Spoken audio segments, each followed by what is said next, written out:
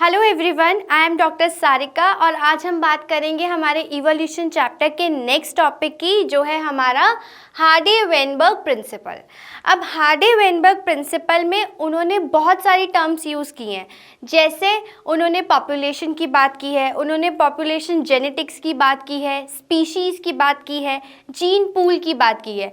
तो सबसे पहले हम इन टर्म्स को क्लियर कर लेते हैं कि क्या ये टर्म्स होती हैं और उसके बाद हम आगे बढ़ेंगे उनके प्रिंसिपल पे।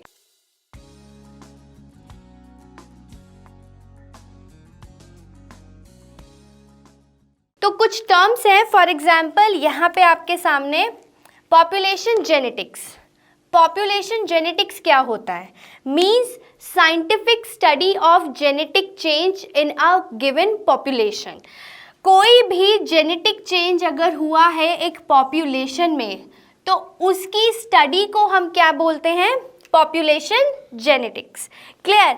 नेक्स्ट टर्म है आपकी कि अब जब हम पॉपुलेशन जेनेटिक्स की बात कर रहे हैं तो पॉपुलेशन क्या है? आपने 10th क्लास में भी पढ़ा होगा, आपने आई गेस इकोलॉजी के चैप्टर में ये टर्म्स इंक्लूडेड है।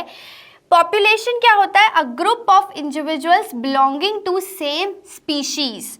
मीन्स जैसे हम एक लोकेलिटी की बात करते हैं, अगर हम कहीं रहते हैं तो उस सोसाइटी की अगर हम बात करते हैं तो उस सोसाइटी में कितने इंडिविजुअल्स हैं या कितने इंडिविजुअल्स का ग्रुप बना हुआ है जो एक पर्टिकुलर सेम स्पीशीज से बिलोंग करती है, तो उसको हम बोलते हैं पॉपुलेशन। क्लियर? नेक्स्ट टर्म है आपकी, अब जब हम यहाँ पे स्पीशीज की बात कर रहे हैं तो स्पीशीज क्या है? स्पीशीज का मतलब है a group of population whose individuals have potential to interbreeding, और we can say that they have the capability to produce offsprings और वायबल ऑफस्प्रिंग्स। तो स्पीशीज वो होती हैं जो एक पॉपुलेशन होती है जिसमें इंडिविजुअल्स प्रेजेंट होते हैं जो कैपेबल होते हैं इंटरब्रीडिंग के लिए और रिप्रोडक्शन के लिए। फॉर एग्जाम्पल अगर हम ह्यूमन स्पीशीज़ की बात करें तो आपको मालूम है ह्यूमन स्पीशीज़ सेम है, लेकिन अगर हम उस ह्यूमन स्पीशीज़ में भी अलग अलग स्पीशीज़ की बात करें, फॉर एग्जांपल जो नॉर्थ इंडियन होते हैं, साउथ इंडियन होते हैं, ब्रिटिशर्स हैं, इस तरीके के जो स्पीशीज़ है, तो एक जो ग्रुप होता है, एक इंडिविजुअल जो होते हैं एक ही पर्टिकुलर स्पीशीज़ से, उसको हम बोलते हैं स्पीशीज़। नेक्स्ट है आपका genetic pool. Now genetic pool का मतलब क्या है? Collection of gene in a population at a given time. एक पर्टिकुलर टाइम में जब आप किसी पॉपुलेशन के जीन्स को कलेक्ट करते हो तो उसको बोलते हैं हम जेनेटिक पूल। तो ये कुछ इम्पॉर्टेंट टर्म्स हैं जो हार्डी-वेनबर्ग प्रिंसिपल में यूज़ की गई है। देखो, जब हमने इवोल्यूशन का चैप्टर स्टार्ट किया था तो हमने बहुत सारे साइंटिस्ट के बारे में बात की थी। डार्विन है, मेंडल है, आपका डी व्राइस है। तो इन सब को जब उन्होंने अपनी थ्योरी दी तो किसी को भी जेनेटिक्स की नॉलेज नहीं थी। सो बेसिकली अगर हम इवोल्यूशन में बात करें कि अगर किसी ने जेनेटिक्स के बारे में बात की और किसी ने जीन के ऊपर डिस्कशन किया तो वो कौन थे? तो वो हार्डी-वेनबर्ग थे। अब देखो, इनके प्रिंसिपल्स को समझने से पहले आपको कुछ ऑब्जेक्टिव समझने होंगे इस प्रिंसिपल के कि क्या क्या उनके ऑब्जेक्टिव्स थे। अगर ऑब्जेक्टिव्स क्लियर हो जाते हैं तो आपको ये प्रिंसिपल क्लियर हो जाएगा। सबसे पहले अगर मैं स्टेटमेंट की बात करूँ इसके, तो Hardy principal states that the allele population or the allele frequency in a population are stable and are constant from generation to generation। देखो, हम जीन्स की बात करते हैं। आपको पता है कि जीन्स को हम कैसे रिप्रेजेंट करते हैं? एलेली की फॉर्म में, राइट? ये हम ऑलरेडी प्रीवियस चैप्टर में डिस्कस कर चुके हैं। मेंडल के लॉज में भी हमने ये चीज़ डिस्कस की थी कि एलेले क्या है और जीन्स क्या है। तो हार्डी-वेनबर्ग क्या कहते हैं कि जो जीन्स है और जीन्स के एलेल की जो फ्रीक्वेंसी है एक पर्टिकुलर पॉपुलेशन में, वो स्टेबल होनी चाहिए और वो कांस्टेंट होनी चाहिए जनरेशन टू जनरेशन। इस प्रिंसिपल को हम अभी थोड़ी देर में डिस्कस करते हैं। सबसे पहले हम ऑब्जेक्टिव्स की बात कर लेते हैं कि हार्डी-वेनबर्ग के ऑब्जेक्टिव्स क्या थे। हार्डी-वेनबर्ग ने कहा कि जो एलेली की फ्रीक्वेंसी है, अगर आपको उसको कांस्टेंट रखना है तो कुछ कंडीशंस फुलफिल करनी होगी।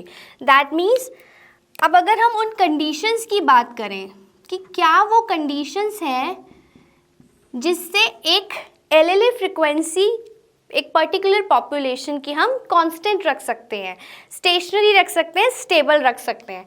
तो उसमें पहली कंडीशन है आपकी वेरी लार्ज पॉपुलेशन। अब इसको समझो, देखो, अगर स्मॉल पॉपुलेशन होगी, अगर हम स्मॉल पॉपुलेशन की बात करें तो जितनी स्मॉल पॉपुलेशन होगी उतने जेनेटिक ड्रिफ्ट के चांस होंगे, राइट। दैट मीन्स अगर मैं इससे भी पहले की बात करूं तो अगर स्मॉल पॉपुलेशन की बात करेंगे हम तो म्यूटेशन के चांसेस ज़्यादा होंगे, चेंजेस के ज़्यादा चांसेस होंगे, दैट मीन्स जेनेटिक ड्रिफ्ट के चांसेस होंगे। और अगर जेनेटिक ड्रिफ्ट होगा दैट मीन्स इवोल्यूशन के चांसेस बढ़ जाएंगे। तो उन्होंने क्या कहा कि सबसे जो पहली कंडीशन है वो ये है कि लार्ज पॉपुलेशन होनी चाहिए। अगर लार्ज पॉपुलेशन होगी तो रैंडम चेंजेस होंगे, और रैंडम चेंजेस होंगे तो इवोल्यूशन के चांसेस भी उतने ही ज़्यादा कम हो जाएंगे। तो पहली कंडीशन तो उनकी ये थी कि वेरी लार्ज पॉपुलेशन। अब उनकी दूसरी कंडीशन क्या थी? Isolation from other population. Means आप जिस भी पॉपुलेशन की स्टडी करना चाहते हैं, एलएलई फ्रिक्वेंसी देखना चाहते हैं, वो आइसोलेट होनी चाहिए, वो किसी और पॉपुलेशन के साथ नहीं होनी चाहिए। अगर वो किसी और पॉपुलेशन के साथ होगी तो वहाँ पे मेटिंग के चांसेस ज़्यादा होंगे और म्यूटेशन के चांसेस ज़्यादा होंगे। मतलब अगर म्यूटेशन हो गया दैट मीन्स जेनेटिक रिकॉम्बिनेशन हो जाएगा, और जब जेनेटिक रिकॉम्बिनेशन हो जाएगा तो लास्ट हमने कुछ वीडियोस में ये डिस्कस किया है कि जो इवोल्यूशन है उसमें सबसे बड़ा फैक्टर क्या होता है? जेनेटिक रिकॉम्बिनेशन होता है। दैट मीन्स अगर जेनेटिक रिकॉम्बिनेशन हुआ तो इवोल्यूशन भी होगा। इसीलिए जो भी आपको जिस भी पॉपुलेशन की स्टडी करनी है वो आइसोलेटेड होनी चाहिए, वो एकदम अलग होनी चाहिए। क्लियर है? नेक्स्ट जो उनकी कंडीशन थी वो ये थी no mutation, no net mutation. कोई भी एक पॉपुलेशन है उनकी एलएल फ्रिक्वेंसी में कोई भी म्यूटेशन नहीं होना चाहिए, कोई भी रैंडम चेंजेस नहीं होने चाहिए। जितने ज़्यादा म्यूटेशन के चांसेस होंगे उतना ही इवोल्यूशन प्रोसेस फास्ट होने लगेगा, सडन होने लगेगा। तो एक उनका ये ऑप्शन था कि कोई म्यूटेशन नहीं होनी चाहिए। फोर्थ कंडीशन थी रैंडम मेटिंग। अब रैंडम मेटिंग से क्या मतलब है? देखो, जब डार्विन ने बात की थी तो डार्विन ने क्या कहा था कि जो इवोल्यूशन होता है वो स्लो और ग्रेजुअल प्रोसेस है, रैंडम है, लेकिन एक डायरेक्शन में है, ठीक है। लेकिन यहाँ पे ये कहते हैं कि अगर रैंडम मेटिंग होगी आपकी और वो डायरेक्शनल लेस होनी चाहिए, मतलब ऐसा नहीं कि आप इंटेंशनली दो स्पीशीज़ को मेट करा रहे हो ताकि आपको एक पर्टिकुलर प्रोडक्ट चाहिए। तो अगर आप पर्टिकुलर प्रोडक्ट के लिए दो डिफरेंट स्पीशीज़ को मेट कराओगे तो डेफिनेटली नेक्स्ट टू नेक्स्ट आने वाली जनरेशन में कुछ चेंजेस होंगे जिससे इवोल्यूशन के चांसेस आपके ज़्यादा होने लगेंगे। तो इसलिए उन्होंने बोला कि रैंडम मेटिंग होनी चाहिए। देखो, ये सारे एक दूसरे से इंटरकनेक्टेड हैं। यहाँ पे जब हम लार्ज पॉपुलेशन की बात करते हैं तो लार्ज पॉपुलेशन जितनी ज़्यादा पॉपुलेशन होगी उतनी ही रैंडम मेटिंग होगी, राइट। क्योंकि अगर हम स्मॉल पॉपुलेशन की बात करेंगे तो स्मॉल पॉपुलेशन में म्यूटेशन के ज़्यादा चांसेस होंगे। तो अगर स्मॉल पॉपुलेशन नहीं होगी तो नो नेट म्यूटेशन के चांसेस भी कम हो जाएंगे, और लार्ज पॉपुलेशन होगी तो आपकी रैंडम मेटिंग के चांसेस ज़्यादा हो जाएंगे। फिफ्थ कंडीशन उन्होंने बोला नो नेचुरल सिलेक्शन। अब आपको मालूम है हम लास्ट कुछ वीडियोस में ऑलरेडी ये चीज़ डिस्कस कर चुके हैं कि जो इवोल्यूशन होता है उसमें जो सबसे बड़ा हाथ होता है वो नेचर का होता है। मतलब नेचर सिलेक्शन नहीं होना चाहिए, नेचर सेलेक्ट नहीं करनी चाहिए कि कौन सी स्पीशीज़ सर्वाइव करेगी और कौन सी नहीं करेगी। क्योंकि अगर नेचर ने सेलेक्ट किया तो इवोल्यूशन के चांसेस और ज़्यादा बढ़ जाएंगे। दैट मीन्स कहीं ना कहीं वहाँ पे इवोल्यूशन की कंडीशन एग्जिस्ट करने लगेगी, तो कोई भी नेचुरल सिलेक्शन वहाँ पे नहीं होना चाहिए। तो ये कुछ कंडीशंस थी जो हार्डे-वेनबर्ग प्रिंसिपल ने कहा कि एलएलई की फ्रिक्वेंसी कांस्टेंट तभी रहेगी जब ये कुछ कंडीशंस फुलफिल की जाएंगी। क्लियर है? तो अब हम बात करते हैं कि हार्डे-वेनबर्ग का जो प्रिंसिपल था वो क्या था, उसकी क्या स्टेटमेंट थी, और उन्होंने अपनी स्टेटमेंट को कुछ मैथमेटिकल टर्म्स में भी डिफाइन किया था। तो अब हम उसी के बारे में बात करते हैं। तो अब हार्डे-वेनबर्ग प्रिंसिपल क्या की स्टेटमेंट जो है वो क्या है? The allele frequency of a population are stable and are constant from generation to generation.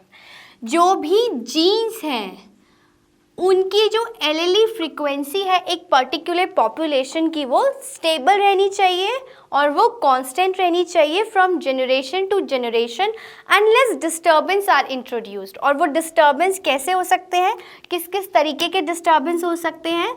जैसे अगर हम डिस्टर्बेंस की बात करें तो उनका मतलब है कि कोई म्यूटेशन नहीं होना चाहिए, नॉन रैंडम मेटिंग इंट्रोड्यूस्ड नहीं होनी चाहिए। मतलब कि जैसे हमें कोई पर्टिकुलर हाइब्रिड चाहिए तो हम क्या करते हैं कि इंटेंशनली दो डिफरेंट स्पीशीज़ को मेट कराते हैं और फिर उसके ऑफस्प्रिंग को हम प्रोड्यूस कराते हैं। तो वो मेटिंग नहीं होनी चाहिए, नॉन रैंडम मेटिंग नहीं होनी चाहिए। तो अगर ये डिस्टर्बेंस नहीं होंगे, इन्वायरमेंट में प्रेजेंट नहीं होंगे, दैट मीन्स आपकी जो एलएलई फ्रिक्वेंसी है एक पॉपुलेशन की वो कांस्टेंट रहेगी। अब उन्होंने इस टर्म को क्या नाम दिया? बेसिकली वो ये कहना चाहते हैं कि जो आपका जीन पूल है, हमने ऑलरेडी जेनेटिक पूल की डेफिनेशन देखी उसमें, तो जो जीन पूल है दैट रिमेन कांस्टेंट। मतलब तो यही है कि अगर आपका जीन रिकॉम्बिनेशन नहीं होगा, कोई एक गिवन टाइम में एक पर्टिकुलर पॉपुलेशन का जीन पूल चेंज नहीं होगा, कांस्टेंट रहेगा, दैट मीन्स वहाँ पे इवोल्यूशन नहीं होगा। और आपको मालूम है कि ये जो जीन पूल है ये इंक्लूड करता है आपके total genes and their allele frequency, right? तो ये उन्होंने अपने स्टेटमेंट में बोला और उन्होंने अपने स्टेटमेंट को एक मैथमेटिकल इक्वेशन की फॉर्म में भी डिस्कस किया। अब वो क्या इक्वेशन थी आपकी? वो आपकी इक्वेशन थी p plus q square is equals to p square plus 2pq plus q square is equals to 1। ये उन्होंने एक मैथमेटिकल एक्सप्रेशन दिया अपने प्रिंसिपल को एक्सप्लेन करने के लिए। अब इसका मतलब क्या था? इसका मतलब है sum total of all the LLA frequency is 1। That means in सब का सम 1 ही रहेगा। अगर आपके चेंजेस आएंगे तो इसमें आएंगे, इसमें आएंगे और इसमें आएंगे। चलो इसको एक्सप्लेन करने की कोशिश करती हूँ मैं, समझ में आ जाएगा। देखो, जैसे सपोज अगर हम इंडिविजुअल की बात करें, एक P और एक Q, राइट? अब अगर हम ये मान ले कि जो एलएलई A है उसकी फ्रीक्वेंसी P है और जो एलएलई Q और जो एलएलई स्मॉल a है उसकी फ्रीक्वेंसी Q है, ठीक है। अब आपको मालूम है, हमने मेंडल लॉ में ये डिस्कस किया है कि जो एलएलई होता है, जो एक जीन होता है, वो एलएलई से रिप्रेजेंट करते हैं और एलएलई आपका हमेशा डिप्लॉयड स्टेट में होता है। समझ में आया? नहीं क्लियर हुआ? अच्छा, वो याद है जब हमने टॉल और शॉर्ट प्लांट को क्रॉस कराया था, जिसमें हम कैपिटल टी लेते थे और स्मॉल टी लेते थे। तो दैट मीन्स हमने ये जो एक जीन लिया, इसकी जो एलएलई है ये हमने डिप्लॉयड स्टेट में ली, राइट? अब क्लियर है? तो दैट मीन्स अगर हम यहाँ पे भी बात करेंगे एलएलई की तो हम उसको डिप्लॉयड स्टेट में लेंगे। फॉर एग्जाम्पल अगर हम इसकी एलएलई की बात करेंगे तो ये कैपिटल ए होगा और ये स्मॉल ए होगा। दैट मीन्स इसकी फ्रिक्वेंसी p स्क्वायर हो गई और इसकी फ्रीक्वेंसी क्यू स्क्वायर हो गई। ये आपका होमोजाइगस एलीली हो गया और ये भी आपका होमोजाइगस एलीली हो गया, राइट। अब एक है हमारा कैपिटल ए और स्मॉल ए, जिसकी फ्रीक्वेंसी है आपकी 2p स्क्वायर, और ये क्या है आपका हेट्रोजाइगस एलीली। क्लियर है? तो उन्होंने कहा कि इनमें तो चेंजेस हो सकते हैं इसमें, लेकिन जो उसका सम आएगा वो हमेशा 1 होना चाहिए, और अगर 1 रहा दैट मीन्स उस पर्टिकुलर पॉपुलेशन की जो एलीली फ्रीक्वेंसी है वो हमेशा कांस्टेंट रहेगी, स्टेबल रहेगी जनरेशन टू जनरेशन। इसका मतलब ये है कि उसमें कोई इवोल्यूशन चेंज नहीं होगा। That means the gene pool, that condition is known as genetic equilibrium. Yes, उन्होंने इसको नाम दिया जेनेटिक इक्विलिब्रियम का। अब इक्विलिब्रियम का मतलब आपको मालूम है, इक्विलिब्रियम स्टेट जब आ जाती है दैट मीन्स कोई फर्दर चेंज नहीं होगा उसमें, और कोई फर्दर चेंज नहीं हुआ तो इवोल्यूशन भी नहीं होगा। तो ये हार्डे-वेनबर्ग प्रिंसिपल ने अपने कुछ स्टेटमेंट में इनकी बात की। अब कुछ ऐसे फैक्टर्स हैं जो इस प्रिंसिपल को इफ़ेक्ट करते हैं, दैट मीन्स कुछ ऐसे पर्टिकुलर फैक्टर्स हैं जो शायद इस पर्टिकुलर स्टेटमेंट को चेंज कर सकते हैं। तो वो फैक्टर्स क्या है, हम उसको अब पढ़ते हैं आगे। देखो, फैक्टर्स अफेक्टिंग हार्डी-वेनबर्ग प्रिंसिपल, आप समझो जब कोई भी चेंज होता है, फॉर एग्जांपल अगर हम ह्यूमन की बात करते हैं, तो अगर किसी को ये कहूँ कि ये ज़्यादा इंटेलिजेंट है, ये कम इंटेलिजेंट है, तो दैट मीन्स मैं ये भी तो बोल सकती हूँ कि इस पर्टिकुलर स्टूडेंट के अंदर जो स्टडी वाले जीन्स हैं वो ज़्यादा हैं, वो ज़्यादा अच्छे हैं, इसीलिए वो ज़्यादा पढ़ने में अच्छा है। दैट मीन्स जो भी चेंजेस हुए, अगर मैं जीन्स की बात कर रही हूँ तो जीन्स मतलब एक छोटी सी चीज़ से चेंजेस स्टार्ट हुए जो एक बड़े लेवल पे आपको दिखाई दिया, और वो जो छोटी सी जगह से वो चेंज स्टार्ट हुआ उसको हम बोलते हैं माइक्रो इवोल्यूशन। पहले माइक्रो इवोल्यूशन हुआ, तभी तो उसके बाद हमें वो मैक्रो इवोल्यूशन में दिखा, है ना। क्योंकि अगर ज़रा सा भी एक जीन के सीक्वेंस में ज़रा सा भी चेंज होगा दैट मीन्स वो माइक्रो लेवल पे चेंज हुआ, पर जो आगे हमें उसका रिजल्ट मिला वो मैक्रो लेवल पे मिला।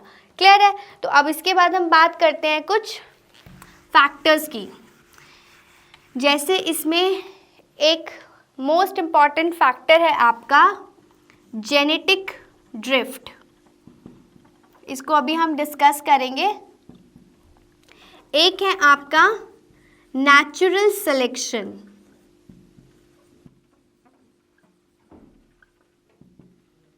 नेक्स्ट है आपका जीन माइग्रेशन और जीन फ्लो,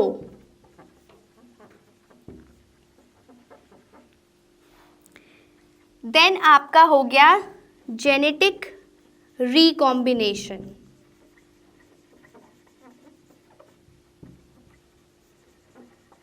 और लास्ट है आपका म्यूटेशन। तो ये कुछ फैक्टर्स हैं जो हार्डे-वेनबर्ग के प्रिंसिपल को इफ़ेक्ट करते हैं। अब देखो, जेनेटिक ड्रिफ्ट का मतलब है, इसमें आप दो चीज़ें पढ़ोगे। सबसे पहले जेनेटिक ड्रिफ्ट से क्या होता है, सडन चेंजेस होते हैं। तो जब सडन चेंजेस होते हैं तो इवोल्यूशन के जो चांसेस हैं वो आपके बहुत ज़्यादा बढ़ जाते हैं, इवोल्यूशन फास्ट रेट पर होने लगता है। कैसे? देखो, इसमें भी अगर हम जेनेटिक ड्रिफ्ट की बात करें तो इसमें भी आपके दो इफ़ेक्ट है। पहला इफ़ेक्ट है आपका बॉटल नेक इफ़ेक्ट और दूसरा इफ़ेक्ट है आपका फाउंडर इफ़ेक्ट। अब बॉटल नेक इफ़ेक्ट की अगर हम बात करें तो समझो ऐसे, जैसे सपोज कोई बॉटल है, राइट। अब इसमें कुछ देखो, इसको मैं ऐसे क्लियर करती हूँ आपको।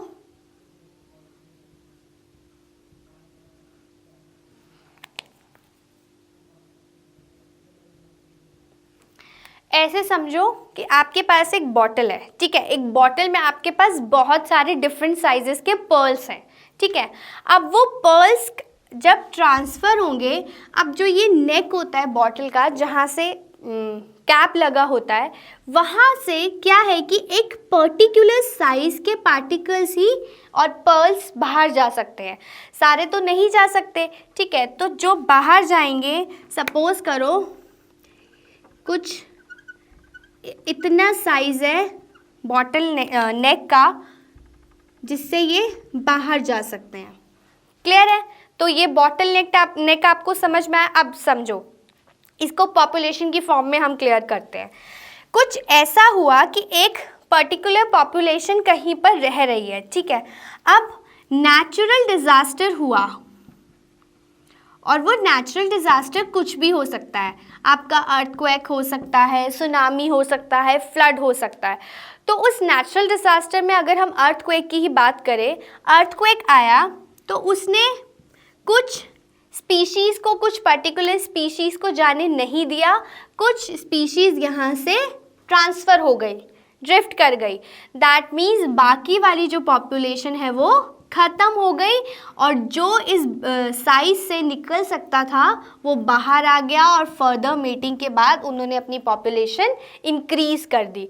तो ऐसे इफ़ेक्ट को हम बोलते हैं बॉटल नेक इफ़ेक्ट, जिससे इवोल्यूशन के चांसेस ज़्यादा हो जाते हैं, इंक्रीज़ हो जाते हैं, क्योंकि यहाँ पे नेचुरल डिज़ास्टर की वजह से एक कुछ पॉपुलेशन, कुछ हिस्सा पॉपुलेशन का जिसमें डिफरेंट स्पीशीज़ थी वो ख़त्म हो गई, और यहाँ से सिर्फ कुछ ही पास ऑन हो पाई सर्वाइव के लिए, ठीक है। तो ये तो आपका हो गया बॉटल नेक। अब अगर हम फाउंडर इफ़ेक्ट की बात करें, तो फाउंडर इफ़ेक्ट को आप देखो कैसे समझोगे। जैसे आपका एक पर्टिकुलर एरिया है, ठीक है। अब इस पर्टिकुलर एरिया में ये जो रेड वाले हैं ये एक स्पीशीज़ है, ठीक है, और एक स्पीशीज़ है आपकी ब्लू वाली।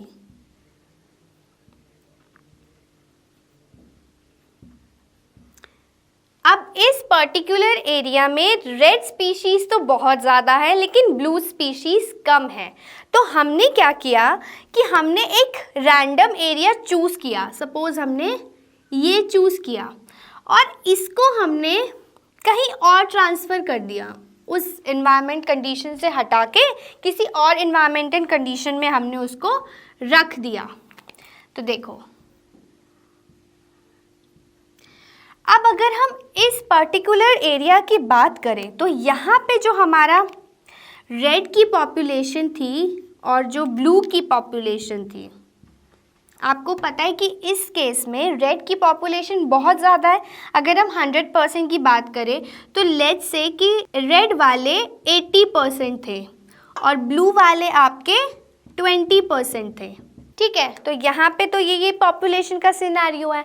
अब हमने रैंडमली एक एरिया सेलेक्ट किया, और वहाँ के जितने भी इंडिविजुअल्स थे, जो भी पॉपुलेशन वहाँ थी, उसको उठा के हमने किसी दूसरे एरिया में ट्रांसफ़र कर दिया, ठीक है। अब वहाँ की इन्वायरमेंटल कंडीशंस और थी, तो जो हमने रैंडमली लिया, अब वो बाई चांस हमने कोई चूज़ नहीं किया इंटेंशनली, हमने वो बाई चांस सेलेक्ट किया, और वहाँ से ब्लू वाले उस एरिया में ज़्यादा आ गए और रेड वाले कम आ गए। तो दैट मीन्स अब जब ब्लू वाले मेट करेंगे तो यहाँ पे ब्लू की पॉपुलेशन बढ़ जाएगी, राइट। अब जैसे सपोज़ करो ब्लू और रेड की अगर मैं बात करूँ, तो यहाँ पे ब्लू वाले 60% हो गए और रेड वाले 40% हो गए, ठीक है।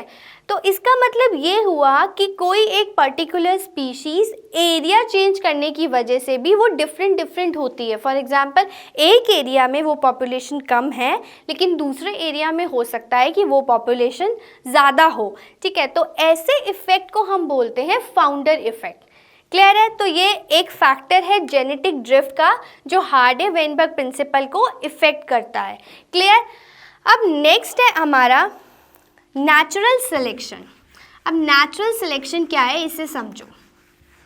आप ऑलरेडी नेचुरल सिलेक्शन के बारे में पढ़ चुके हो, हमने डार्विन की थ्योरी पढ़ी है जिसमें उन्होंने सर्वाइवल ऑफ द फिटेस्ट की बात की है, राइट? तो सर्वाइवल ऑफ द फिटेस्ट ही यही था, जो सर्वाइव कर गया वो तो आगे बढ़ेगा और जो नहीं कर पाया वो एक्सटेंड कर जाएगा। अब देखो कैसे उन्होंने नेचुरल सिलेक्शन के लिए किया था बात। सपोज एक एग्जाम्पल लेते हैं, एक ग्राफ के थ्रू मैं आपको उसको एक्सप्लेन करने की कोशिश करती हूँ। जैसे ये ग्राफ है, यहाँ पे हम नंबर ऑफ इंडिविजुअल्स ले लेते हैं और यहाँ पे हम परसेंटेज ले लेते हैं, एम्प्लॉयमेंट की परसेंटेज ले लेते हैं सपोज। ठीक है, अब ये जो ग्राफ है ये आपका एवरेज ग्राफ है।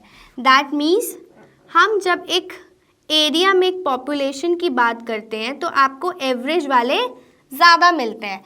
लेट्स से यहाँ पे 85% है, ये वाला 95% है और ये वाला 75% है। क्लियर? अब ये जो 75% वाले हैं ये आर्ट साइड से हैं, जो 85% वाले हैं ये PCM के हैं और जो 95% वाले हैं ये PCB के हैं। क्लियर? अब क्या हुआ कि एक ऐसी कंडीशन आई कि गवर्नमेंट जब एम्प्लॉयमेंट दे रही थी तो उन्होंने कहा कि ये जो PCM वाले हैं इनके लिए ज़्यादा अच्छी जॉब्स हैं, ज़्यादा अमाउंट में क्वांटिटी में जॉब्स हैं रेदर देन आर्ट्स और मेडिकल लाइन वाली। तो क्या हुआ कि क्या होगा कि जो पॉपुलेशन है वो ऐसे हो जाएगी, है ना? आर्ट्स वाले जब उनको पता है कि इस टाइम पे जो एम्प्लॉयमेंट मिल रही है वो PCM वालों को मिल रही है, तो आर्ट वाले क्या करेंगे? ज़्यादा मेहनत करने लगेंगे इसको अचीव करने के लिए। और PCB वाले क्या करेंगे? वो सोचेंगे कि इतना ज़्यादा क्या पढ़ने की ज़रूरत थी, जब PCM वाले करके ही हमें एम्प्लॉयमेंट मिल रहा है, तो शायद वो थोड़े से लेज़ी हो जाएंगे। तो आपके ग्राफ की कंडीशन क्या होगी? ये हो जाएगी। पहले क्या थी? ये थी, राइट? तो ये एक कंडीशन है आपकी कि पहले तो स्टेबल थी लेकिन अब वो चेंज हो गई। और क्या कंडीशन हो सकती है? फॉर एग्जाम्पल अगर हम दूसरी कंडीशन की बात करें, अब क्या हुआ कि गवर्नमेंट ने बोला कि PCB वाला और मेडिकल लाइन को ज़्यादा जॉब मिलेगी रेदर देन आर्ट्स और PCM।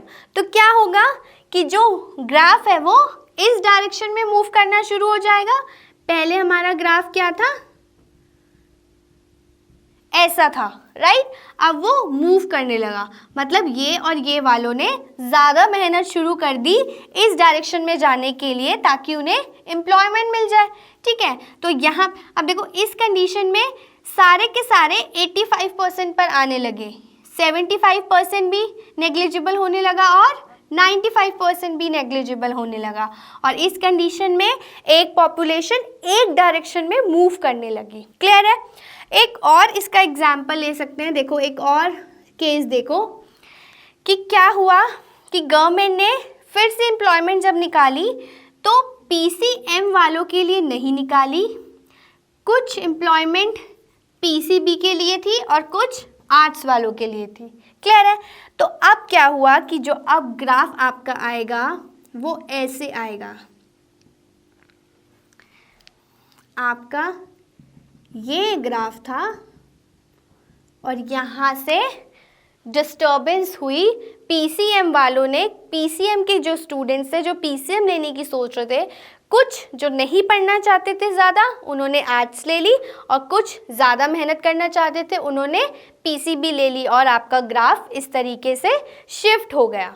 ठीक है, तो ये होता है कि नेचुरल सिलेक्शन, मतलब कि कैसे आप एक डायरेक्शन में जाते हो या डिस्टर्बेंस होने की वजह से डिस्ट्रीब्यूट हो जाते हो कुछ पर्टिकुलर एरिया में, तो इसको हम बोलते हैं operation of natural selection on different traits. ठीक है, ये क्लियर है आपको। नेक्स्ट है आपका जीन माइग्रेशन और जीन फ्लो। इसका मतलब ये है कि कुछ एक सेक्शन पॉपुलेशन का माइग्रेट कर गया एक प्लेस से दूसरे प्लेस में।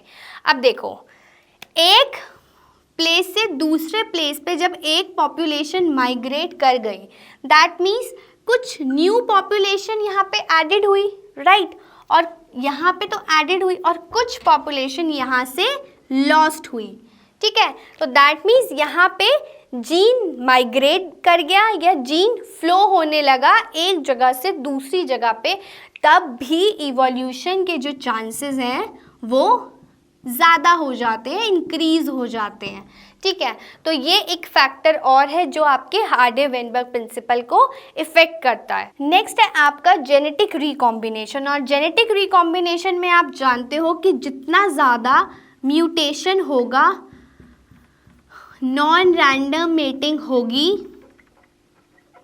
उतने ज़्यादा इवोल्यूशन के चांसेस बढ़ जाएंगे होने के, और क्योंकि इवोल्यूशन के चांसेस बढ़ेंगे तो ये प्रिंसिपल फॉलो नहीं होगा, ठीक है। उसके बाद है आपका सेम म्यूटेशन। म्यूटेशन नहीं होना चाहिए। अच्छा, जीन माइग्रेशन और जीन फ्लो में एक डिफरेंस है।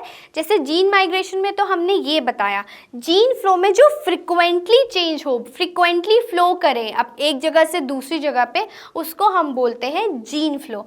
सो ये कुछ फैक्टर्स हैं जो आपके हार्डे-वेनबर्ग प्रिंसिपल को इफ़ेक्ट करते हैं, उसका जो स्टेटमेंट है उसको फॉलो नहीं करते हैं। और हम ऑलरेडी कुछ ऐसे कंडीशंस भी डिस्कस कर चुके हैं जो फुलफिल होगी तो हार्डे-वेनबर्ग प्रिंसिपल वहाँ पर फॉलो होगा। So this is all about the Hardy Weinberg principle. Next video में हम नेक्स्ट चैप्टर के साथ मिलेंगे। Till then keep revising.